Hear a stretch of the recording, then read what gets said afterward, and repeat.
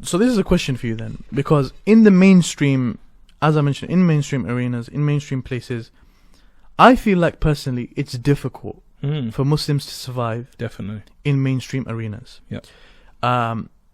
So my question was going to be, and I think you've already answered it by the way the expression you use. Do you feel like you have to be a sellout? Yeah, excuse the term, but you have to be a sellout. You have to sell out your deen. You have to, downplay Islam in order to be in mainstream arenas?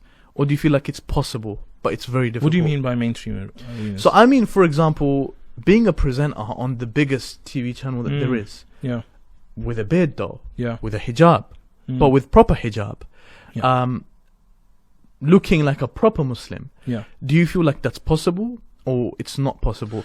That's in TV presenting. Let's say, for example, in food. Do you feel like someone can be a head chef in a restaurant, in a mainstream place, or maybe, a master chef, on TV, but they outwardly, for example, look like yourself, look like a clear-cut Muslim. This guy, no doubt, he's a Muslim.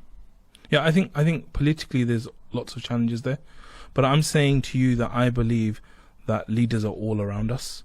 And I believe there's so many Muslim leaders. And I believe that our tradition as Muslims enforces us to be the best leaders. Why? Because if you have the level of leadership that the Prophet ﷺ had, then you will be the best chef in that area. You will be the best news presenter. So then if we have so many leaders, why do we find... I'm just playing devil's advocate. Bismillah, go for it. Why do we find ourselves in the situation that we're in? We're in, a negative situation worldwide. There's so many bad things happening to Muslims. The New Zealand attacks happened. SubhanAllah, many Muslims butchered, killed like that. Why are things happening to us in this manner? If we have so many leaders, where is the leadership in challenging these issues? But this is what I'm saying to you. Like, if you look at the New Zealand example, you had that story of that man in the second mosque who basically ran out, chased the guy, and scared the guy to run off and reduce the amount of murder that he committed.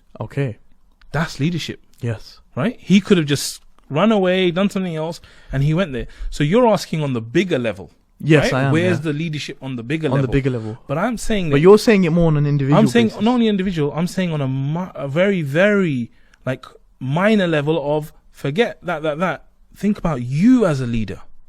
Because you're saying, how do we produce leaders? How do we have an ummah of leaders? How do we have leaders ahead of us? I'm like, if you can't take leadership to pick up that piece of thing that's on the road, how are you expecting the whole world to be these leaders that sort your life out? How? Makes sense.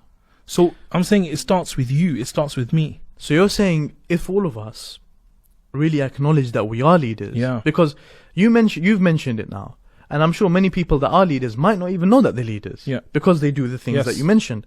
So what you're basically saying is, be a leader, acknowledge you're a leader, act upon that. And I'm sure when you acknowledge it and you act upon it much more than you would normally. So now you're acting upon it. In turn, what would happen is, you'd find on the mainstream levels, things would change. Is that what you're... I'm saying that, of course, we need to do more leadership training for those people that are higher up and in different positions. But also what we need to realize is there could be 100 people out there who are leaders and they have no social following. They don't have tens of thousands of people who are on their every word and this and that. But what they're doing behind the scenes makes a difference. Massive difference. And they are the true leaders. Like some of these organizations I've worked with, there's guys who are behind the scenes. They inspire me so much because no one's watching like me and you, we're here now, everyone's watching us. Who's watching a producer? No one's watching him. No one knows who he is, right? But he's here like at 9 p.m. at night and he's doing this. That's inspiring, bro.